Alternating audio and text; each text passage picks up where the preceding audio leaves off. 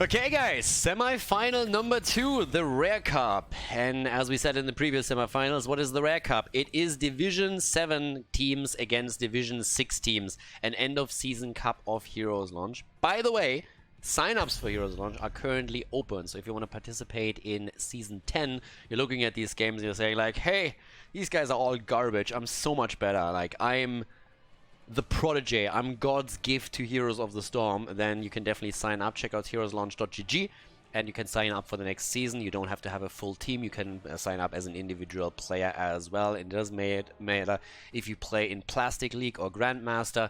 There is always a slot for you, so definitely have a look at that. There's a great FAQ that they have on the website too, so definitely check that out.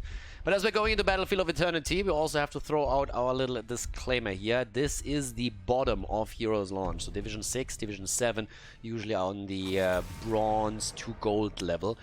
We have, on the other hand, a Masters player that currently subs in here for the Potatoes. So it's a little bit of a double win. They don't have to play with Ruff, and they get also Lucy, who is a pretty solid player there.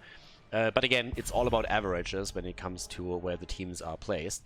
And there's nothing really on the line. There's a lot of glory on the line. You are the best of the worst, pretty much, if you're winning the cup here. But coming back to my original point, everybody is totally d'accord here with getting ripped into a little bit and made fun of. So again, I have to do this every single time we do a series like that. There's no reason to be offended on behalf of anyone else. The players are absolutely on board with all of that. It's all in good fun, and it's just to joke around here a little bit. So, now that we have that out of the way, Tactical Suicide is the one remaining Division 7 team in the Rare Cup. They have taken the #1 spot in the regular season. And the Potatoes, they are level 6 and trying to do their thing here right now. We actually have a ban against Maiev. Now again, this isn't really where we would expect too many meta bans and picks. I mean, again, they want to try and follow the meta to an extent, but obviously the hit point or the hero pools of all of these players is a little bit smaller. That's why preference picks are going to play a huge role. I mean, when did you see a Greymane in this first rotation for the last time? And on Battlefield, Greymane can obviously still absolutely kill that objective. ETC, picked by a Maxi Monster here, is a great hero for Battlefield of Eternity as well. Question is simply, can you play him good enough? Well enough. But yeah, Anubarak already taken. My first look would be, okay, it's Stukov with Anubarak. Okay, I was actually asking for Tyrande a little bit. We have also Hanzo. Hanzo on Battlefield, great choice. Tyrande would have made that race on the Immortal a little bit easier, thanks to the Hunter's Mark. But Stukov isn't really too bad when we're talking about Anubarak. Let's face it, it's Mixon, so what else is he gonna pick? I mean, we might not be familiar with all of the teams that we're currently seeing in Division 6 and 7, but Mixon is not only a regular in the Twitch chat, but also an absolute Stukov fanboy, so it doesn't shock me at all that we're gonna see him on the Admiral here. Phoenix banned out, and what else are we gonna get banned? I mean, can the Potatoes play Tyrande? Pretty much a question that you have to answer at this point, because an ETC Tyrande set up together with a Greymane could be pretty powerful if played correctly, but the play correctly part was always a little bit of an issue. So what do we have as a ban? It is Tyrande. They banned Tyrande out. Okay. Better safe than sorry. Not taking any risks here as we're heading into this. But what else are we going to get right now? First of all, we need a support. Could still go into Malfurion if you wanted to play that. Rhaegar instead for Zemba, and Li Ming, oftentimes an early pick in any kind of high-level play. First pick even for some teams on Battlefield of Eternity. But it's still a great combo. Good poke from Li Ming the entire time. Greymane coming in as a finisher, so that is already pretty solid. Greymane also probably the best player on the team right now, even though they will lack a little bit of synergy. But with that, what do we have for the Tactical Suicide? Ooh, Zeratul. I'm not quite sure what I think about that. And Leo together with it. Alrighty, so we have Leo coming in. We have a Zeratul together with that. Let's see if that actually works out for them. And the last pick, as everybody's memeing Brightwing again. Sonya! Didn't expect her on the side lane either. A little bit of a weird one, but she was for a long time really good on Battlefield of Eternity. That time has passed, on the other hand, and together with ETC might be a bit more on the weak side, but still can work out. They have a lot of aggression with this. So let's head into game number 1, semi-final, ladies and gentlemen, the Rare Cup of Heroes Launch, Tactical Suicide against the Potatoes. Game on! Tactical Suicide on the left in game number 1 with Who Am I on Leoric, Mixon on Diablo. I have zero idea where the Diablo all of a sudden came from. He is playing Stukov, so I'm not quite sure why Diablo got stuck in my head for a second. Bronze Forever on Hanzo, Gria on Anubarak, and Wakizashi is playing Zeratul. On the right side, the Potatoes with Maxi Monster on ETC, Lucian Liming, Morse on Greymane, Zemba on Rega, and Oriel Wood on Sonya in game number 1. Alright, let's get the show on the road here and have a bit of a look at that. First of all, when it comes to talents, level 1, the Viciousness taken. We have the Scattered Arrow build for Hanzo for the map here, Cleave set up as well. And this is Division 6 against Division 7. Granted, top team in Division 7, as I already mentioned a bit earlier. So let's see what they can actually pull off with that. Right now, we're having already a setup against ETC, and damn! Whew, they really wanted that kill. Yeah, Tactical Suicide trying to go for that pretty quickly. I honestly wonder how this would have looked without Zeratul, but let's say with another range damage dealer like Jaina, for example, or someone else, if they could have gotten the kill there. So Zeratul, despite... I don't really want to take anything away from the abilities of Wakizashi to make plays with Zeratul, but I'm not really sure if it fits into the combo that they have here all that well. But we'll see later. I mean, there is still, of course, the silence to be considered. Lucy is trying to get hits in against Zeratul, so far unsuccessfully. He's towing the line here, but he is making, he has a chance to make the plays. There's of course a couple of potential combos that you can have with the Void Prison. Void Prison into Hanzo Arrow was an early combo. There's also, I mean, if you want to make it really easy for Leo to hit that in Tomb, I guess that helps too, but I guess the chances that they're just going to try and isolate someone are probably a little bit higher. This is not necessarily going to be a super, oh my god, we go into a Bombo combo setup play from them. But yeah, the Sonya is another thing that I really want to see how it works out for the Potatoes, because this is definitely a pick that you normally don't see that much anymore. Okay, Wakizashi needs to be a bit careful here, but as Maxi Monster already used his power slide, it wasn't really another threat against him. But there's a bit of poking happening down at the bottom of the map, and I like it. So far, so good. 19 stacks also now for Hanzo, so an easy completion obviously on the level 1 for him. Here's another engage, and I like the synergy. The kill against Zeratul, that obviously wasn't quite planned, but I really like the way that Tactical Suicide is currently attempting to coordinate their plays. A dive from Anubarak, always followed by the silence right after, and then the damage attempt that we're seeing from the rest of the team. So you definitely see that both teams have a lot of tools that they're trying to use here. There's a lot of concepts that they're trying to use right now, and the synergies between certain heroes. And I like also the timing that we have for the camp. Both of the teams, as the Immortal is announced, rotate heroes over to the camp to make sure that they have the shamans on the map once that the Immortals actually appear. That's exactly what you need to do. So yeah, I feel like both of the teams could definitely make plays for higher leagues there, even since so far this has actually been looking pretty good. Spirit Walker's Grace, I don't see it all that often, but again, if mana is a bit of an issue for you as we're heading into the middle, then that's a different story. Now the rotation around a little bit late maybe from Tactical Suicide as they're trying to get Hanzo in a good position. Yeah, that's a nice setup, and that was nearly the end of Maximonster. If he gets hit by that stun from the Immortal, that's lights out for him. But the damage is so far only on the blue team's Immortal.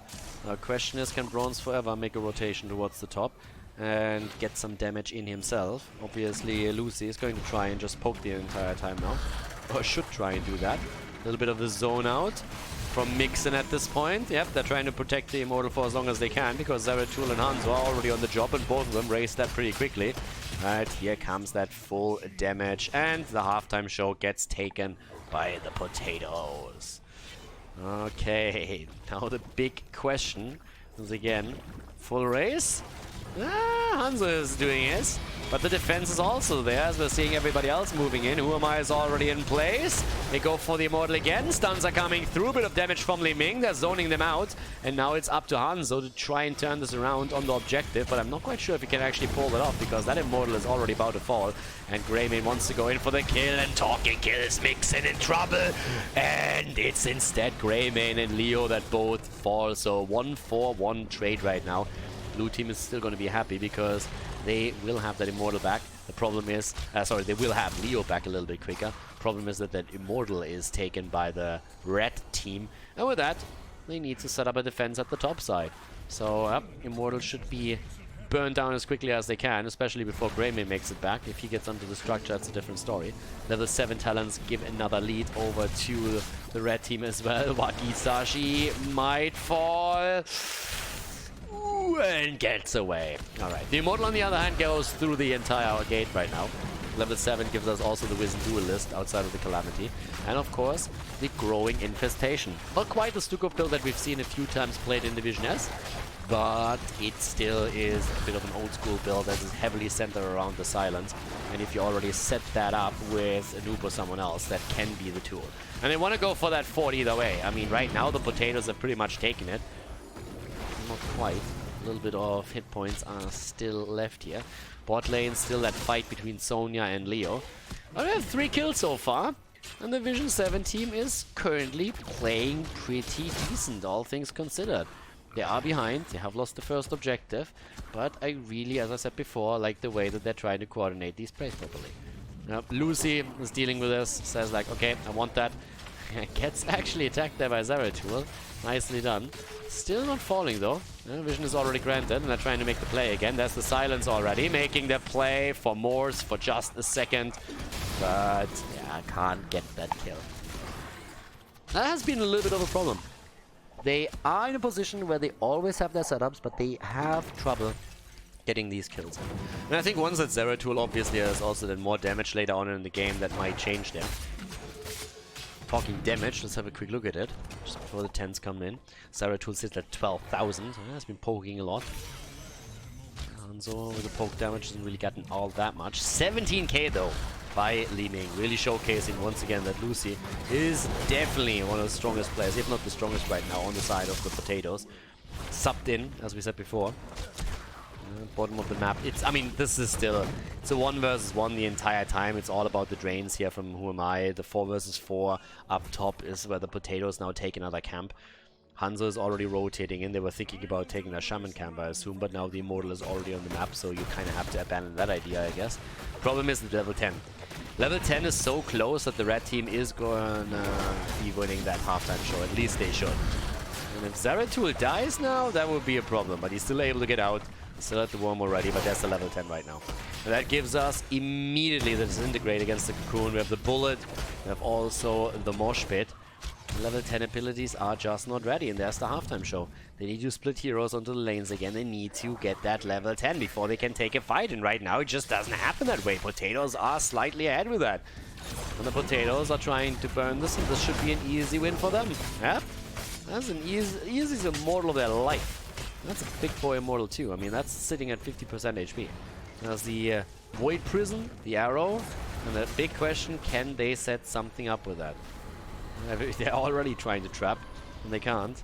Globes are taken, that means that they at least have no mana problems. Starting to move towards the top here. The camps are going to be an issue.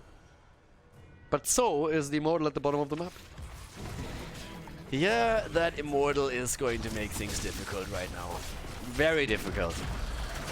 Because that is a much stronger one, and that should be the second fort in the game. So they're already starting to lose the outer defenses, the outer fountains. Quick slide. Wakizashi immediately attacked and dies. Tries to get the Void Prison out to set something up, but that didn't work either. That recall, oh sorry, that wormhole was just way too short. And now obviously with Zeratul gone, this is a massive problem. And it manifests itself by another fort taken down, and now the keep about to be attacked too, or at least the front wall. And that's not only happening at the bottom of the map. Top side, we're seeing pretty much the same story, even though there it's only Sonya. Now Sonya needs to be careful. If she gets entombed at some point, she might actually fall there. So that depends a little bit on how much damage she takes, especially of course if she gets trapped in tower range.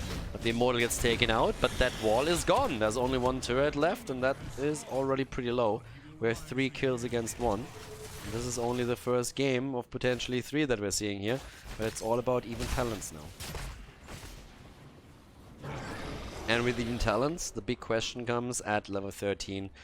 So there might actually be this could be a moment where Tactical Suicide is forced into a fight they don't want to take, because they can't really afford to give up another Immortal without doing at least a serious amount of damage over them. Okay, so top side. Sonya has actually worked out this game because, I mean, she's been doing very little except to just push this out. Granted, that's probably not quite fair. I mean, Sonya has done quite a bit of damage, but a lot of that is also to Leo, so it's just like the one-on-one stats padding that we have from both of them, 14,000 against 17,000 damage. There's definitely some damage done also in the team fights, but it's mostly Li Ming that has so far.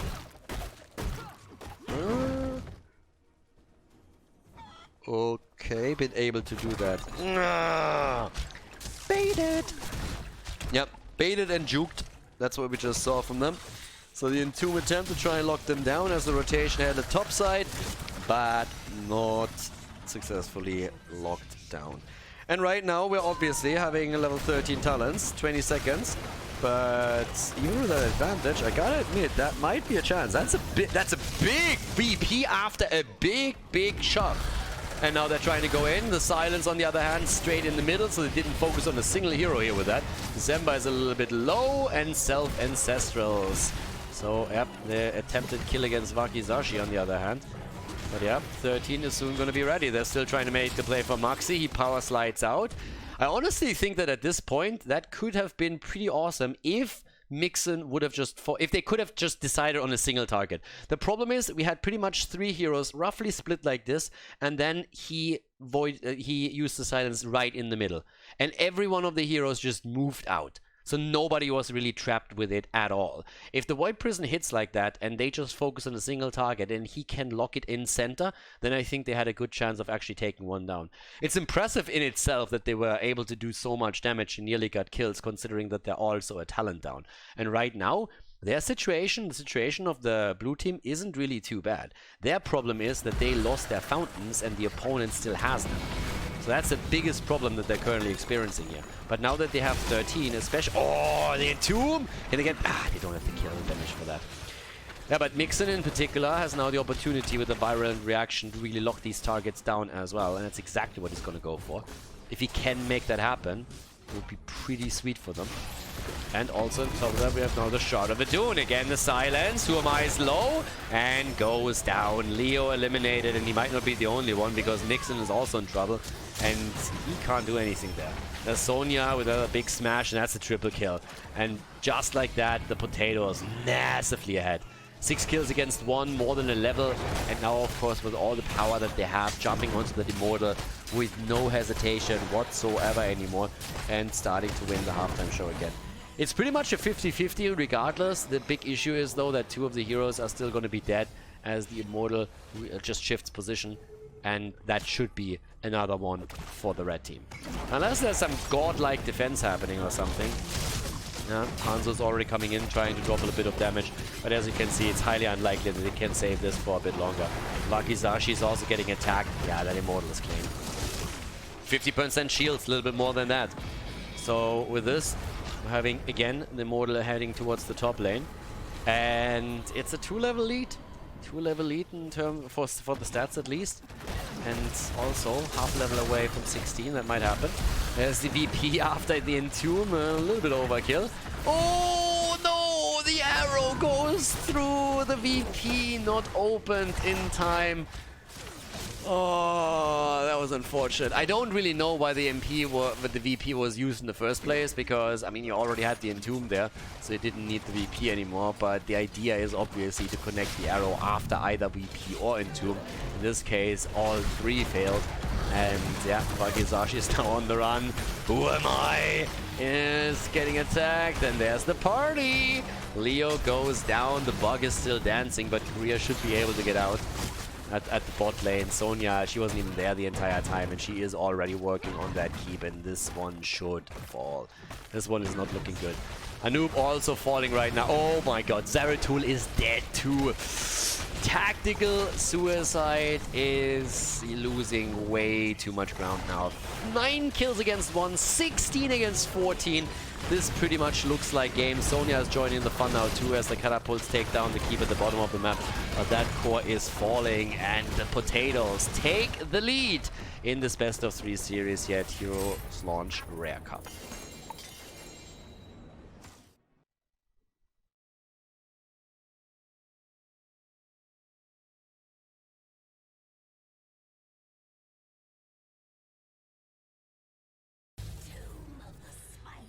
Tomb of the Spider Queen. The potatoes in the lead. They didn't get mashed in game number 1.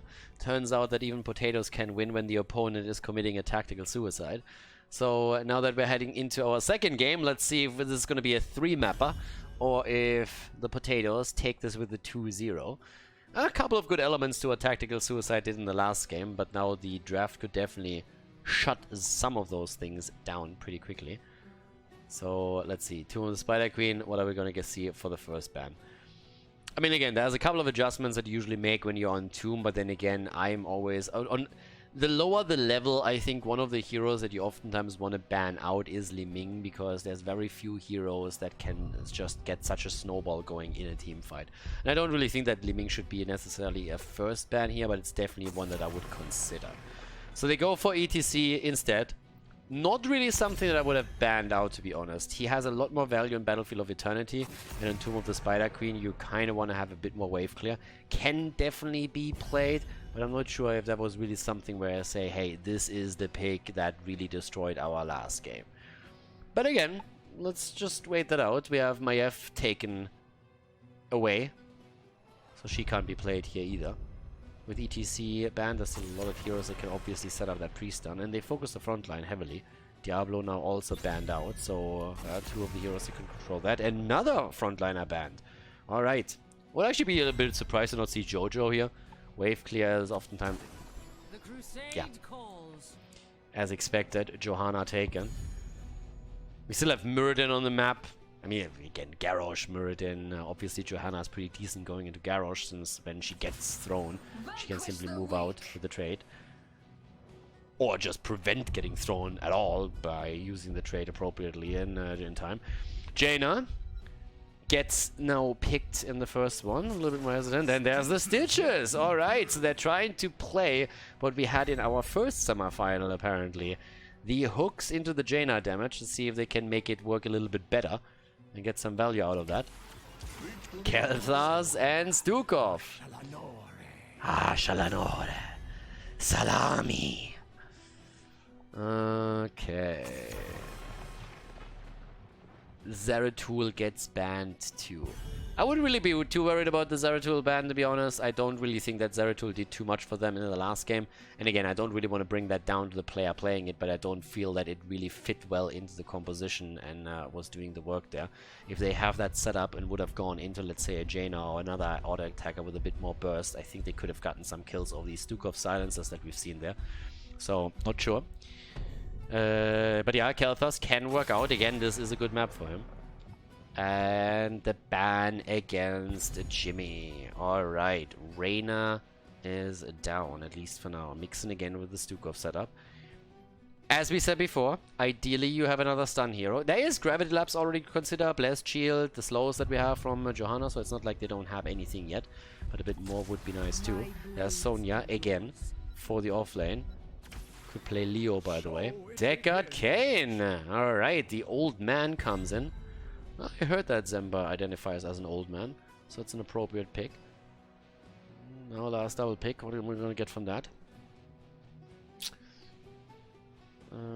As an offlaner, again, you can still play around Leo here if you want to. Had them in the last game. There's a Phoenix first of all. Okay, that can work as well. But what are we going to get from them on the offlane? Is it going to be the Leo pick again? Rexa! Alright! Misha! I like it. That's another stun that they have. Ooh! Kel'Thuzad. Alrighty. KT versus KTZ. Let's go, boys! Tomb of the Spider Queen. Game number 2 in our semifinal here at the Rare Cup. We're in game number 2, and the Division 6 team is in the lead. On the left side, Tactical Suicide, again with Mixin on Stukov. Greer on Johanna this time, Wakizashi on Kel'Thas. Who am I? Your Rexa. Bronze Forever on Phoenix, and over to the right side of the map, the Potatoes. With Zemba on Deckard Cain, with Lucy on Kel'Thuzad. Oriel Wood on Sonya, Maxi Monster on Stitches, and Morse on Jaina. Already patchwork creation right there. It is a good talent, but I'm personally disappointed. If there was ever an opportunity to go for Hungry for More, it was here, and he failed it With that said, we're having on level 1 also the Laws of Hope here, so not hold your ground taken for Jojo in this game. Khaldor goes straight into the Mana Addict, and yep, we can definitely go and rock and roll a little bit. The Blighted Frost on the other side taken by Khaldor, and he's starting things off with a little bit of a bang. Obviously going to work on his baseline quest in particular. That's going to be heavily important. Damage against Maxi Monster. He already eats a lot of that. There's a good silence. Nice. There's a lot of solid damage that they're actually putting on them. Early on, we have a little bit of an opening with a bang from the potatoes, but immediately Tactical Suicide is sitting there and is saying like, yeah, not that easy. The globe control could have been a little bit better there. You don't want to give your opponent too many openings there if you don't have to. As it stands, they're having a good rotation going, and they try to go for a bit more damage against Maximums. Again, ignoring the heroes for now, focusing on the wave control, trying to take that down. With Korea and Johanna, you have a lot of that, but it's both of the teams just playing with a 4-man here, and we could see the occasional rotation down to Rexa. And Rexa actually eats a fair amount of damage, and Misha goes down too. Animal abuse reported immediately. An unbearable situation here in Division 7. And it's not... well, for now, actually. I was actually thinking that they lost some XP there, but no, we're still absolutely fine on both. 9 stacks, by the way, for Khaldor. So, yep, not looking too bad. This, again, what do we have there? A little bit of a setup towards the top now, because Phoenix has to get out of here. And has to get out of here quickly. That could have been a little bit worrisome for them, but yeah, he also experienced. There's a bit of a split right now. Not a true 4-man rotation anymore. Wakizashi still moving in. And I mean, his build is actually going to be interesting for me because I want to see what the level 7 talent choice is. If it is going to be more so a focus onto, let's say... Oh, actually, hold your horses for a second. A slight adjustment here for Johanna already, going into the Eternal Retaliation. Locked down, Mixon a little bit low, still able to get out. Good spread from the Living Bomb. And that was what I was originally thinking about, the level 7. What are we going to see from Khaldor? Is it going to be a Living Bomb focus or just full Flame Strike build for him? What of the two is he going to get here? Maxi Monster in trouble and gets out. But yep, there's still the damage of Lucy. And Khaldor is incredibly low. Honestly, that could have maybe even been a kill, depending on how they play that here. A little bit of a different setup with Misha, by the way. Easy prey taken into the Hungry Bear. Now, with how long he took to take that talent, it seems to me like he was reading what those talents do. But normally what you see on this map is the Hunter-Gatherer. The extra armor for Misha and Rexa is extremely powerful, and it's easy to complete here as well. So I'm a little bit confused that that wasn't taken right away. But nice damage here again, mixing with a good positioning for his silence, and he is getting that. Right, the hooks, they just don't keep coming here. 19 stacks for Lucy, so he's gonna get that damage soon. Wakizashi gets the heal, and mixing again with the silence the entire time. And he's actually doing really, really well. Not only Blizzard can silence players, Mixing can do that too. With that, we're having nearly level 7 talents. I mean, so far we haven't seen a single kill yet, but of course the turn-ins are going to be important. And with 22 gems already turned in, the blue team has a slight lead over their opponent. A little bit ahead in that regard.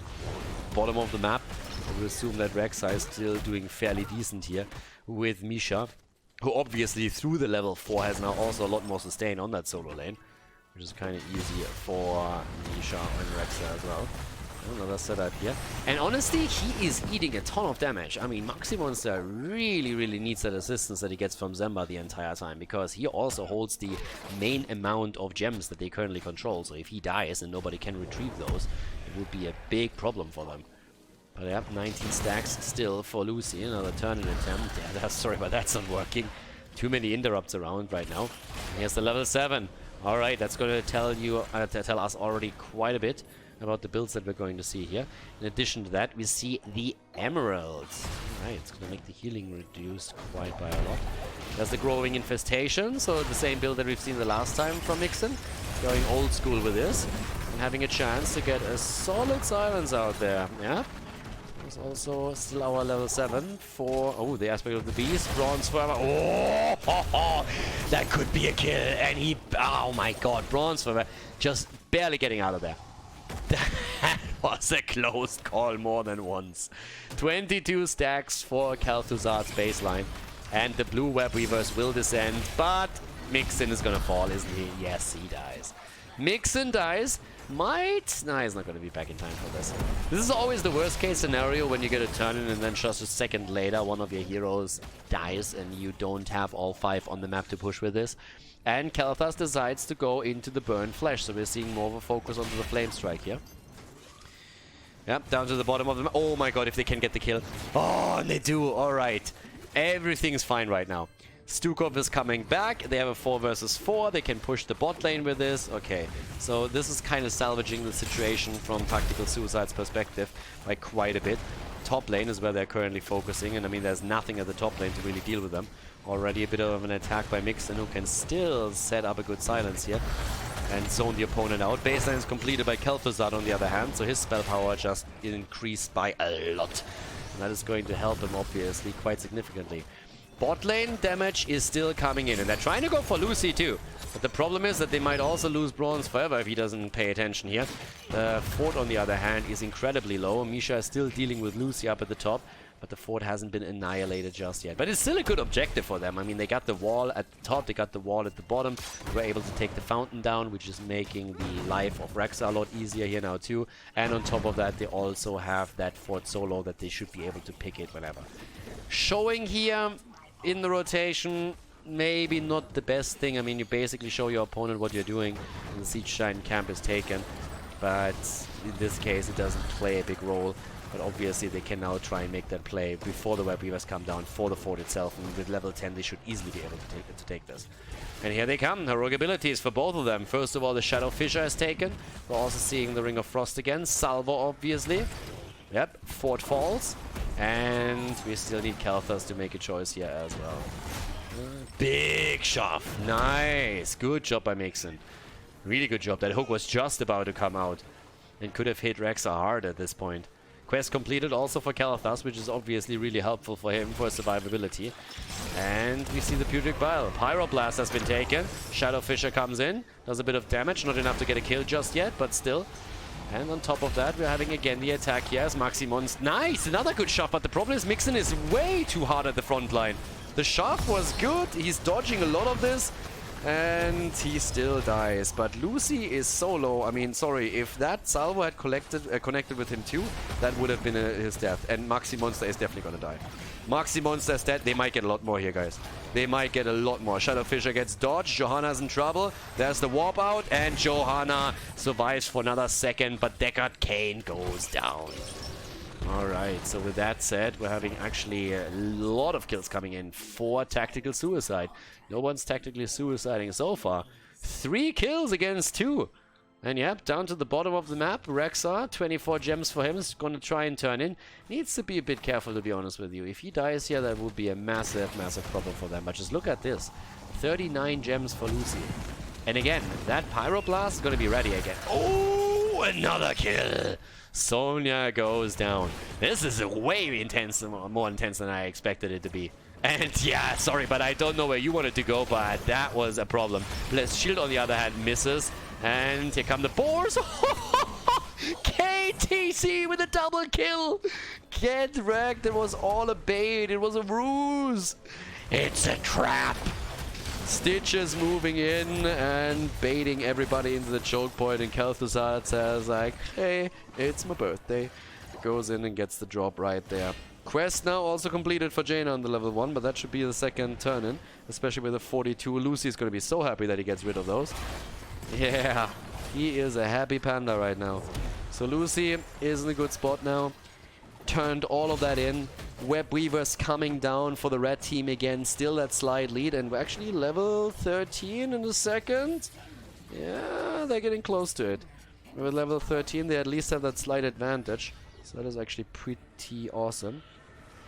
Okay, so with this, we're having the Web Weavers on the ground. 13 talents are in. Again, the Virulent reaction. And the focus on to Sonya. This is the moment when you can actually ask, well, why didn't you follow up with this? Because that was apparently a little bit of bad communication, since WMI had a chance to get that stun with Misha, and there could have been a follow-up onto the target. But now the top lane has to be defended, of course, too, so that's another issue. We still have that Pyro Blast in play, so that can definitely work out. Okay, Silence comes in again, Blessed Shield comes out. But this is a typical example of an ult that just finds no value. There is no coordination here, and now they're getting wrecked. They're getting completely wrecked. Yep, they're losing 2. Salvo comes out too late. They're gonna lose everything. They're gonna lose everything here. Everything is dead. Every hero died. A full 5-man team wipe, and they lost every single gem. Horrible, horrible scenario for the tactical suicide. But this was a typical example for Johanna just throwing out the ult. There was no follow-up. There was no coordination. Didn't even hit it, but even if... did she hit it? I don't even remember. It didn't make a difference either way. But if you want to make that play, you have to follow it up with Stukov's Silence. That's what it's there for. You have to coordinate that a little bit better. But at this point, the Potatoes have just taken such an insane lead. And now Kalthas is dead too. And KTZ in particular is just absolutely killing it. 44,000 damage for him. The kill against Kalthas, another massive problem. And here comes the big attack. Lockdown already happening right at the wall as the boss is starting to chip in. Jaina is sitting in the middle and pushes out another lane. I actually would really love for her to join up with the rest of the team, but it's more experience for them and more loss to the opponent. Here comes Jaina. They have a huge advantage right now, and they should be able to get that keep. Should be an easy keep, and honestly, they might be able to get a couple of kills. There's again a setup, but that Silence is still missing. If they can get that Condemn and then the Silence afterward, it's a different story, but now we're having the death of Phoenix, and yep, everybody else gets still zoned back. But if you look at the keep is still there. This is why Jaina was really needed there a bit earlier, because they got the kills, but they do not get the keep, and that's at the end of the day what you really want. You're trying to get this particular keep, that structure, so that you have continuous pressure through the top lane. 16 talents are obviously another massive advantage right now on the side of the red team, in addition to them nearly having a second turn in, but now we're having Scroll of the Stone Curse, Ancient Blessings on 13 came in, the Nerves of Steel. It's getting rough, especially with the Fishing Hook. And obviously, now that we're having Jaina also with a Numbing Blast, you have a chance after a good Fishing Hook to really get the target locked down for the major damage to come in and the target to be dropped. So now we're having another quick attack down here at the bottom. Having Morse taking the Siege Giants. This needs to be dealt with, and that's where we're seeing Wakizashi currently heading in. He already picked the Pyromaniac, by the way. They're entire level behind when it comes to talents. So, yep, they need that 16. The problem is that by now we have another turn-in that can be completed by the Potatoes. They have enough gems. They just have enough. A little bit more even. And all they have to do is turn in a single gem right now. Just one. All 3 that they have on the same hero, though. It's all on Zembar, but they can get another one in just a moment. And it seems like Tactical Suicide says, guys, we have to fight this. But in comes Lucy, tries to get the damage, and he doesn't only try to get the damage, he gets the damage, and they get that target. That Ring of Frost didn't hit anything, but the only reason for that is Rexar was already dead. Now Mixon is also down, and that's the end of Kalthas, and they are wrecking everything again. And for some reason, Phoenix says like, I want to die too. Tactical suicide by him.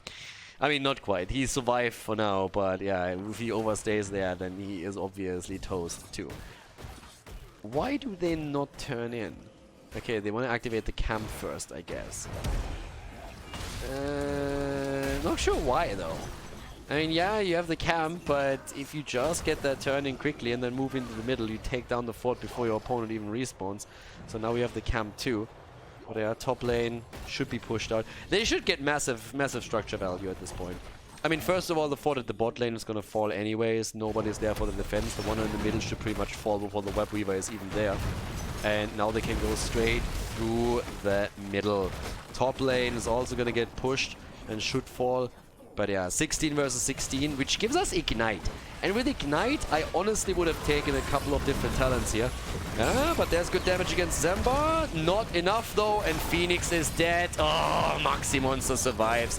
Gets a quick devour through. They're trying to go for the kills again, and yes, Johanna falls, but they had so many opportunities to get a couple of counter kills. Mixin is also dead. Misha dies, and when Misha is dead, that's usually the end. Khaldor is also eliminated, and that's 19 kills against 5 and a 3-level lead right now. The keep at the top lane has already fallen. The fort at the bottom has done the same. In the middle, we're now seeing another keep fall. And Lucy is already starting to zone in on the core itself. The Potatoes are going to take a victory here. They're going to take that 2-0 win against Tactical Suicide, which makes the grand final a Division 6 versus Division 6 match. The core falling on map number 2, Tomb of the Spider Queen, as the Potatoes don't get mashed today and instead take down Tactical Suicide with a 2-0 and a pretty decisive series. Hey guys, thanks for watching today's video, and I hope that you enjoyed the match and the commentary.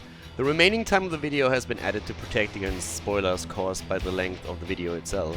But please keep in mind, though, that this does not only mean more work for me, but also has a negative impact on the popularity of the videos and the channel because of YouTube's algorithms. It would be greatly appreciated if you'd consider supporting the channel and help me to continue the daily esports coverage by clicking the join button below the video or supporting me through the Patreon page linked in the video description. Thanks a lot for the support, and see you guys next time.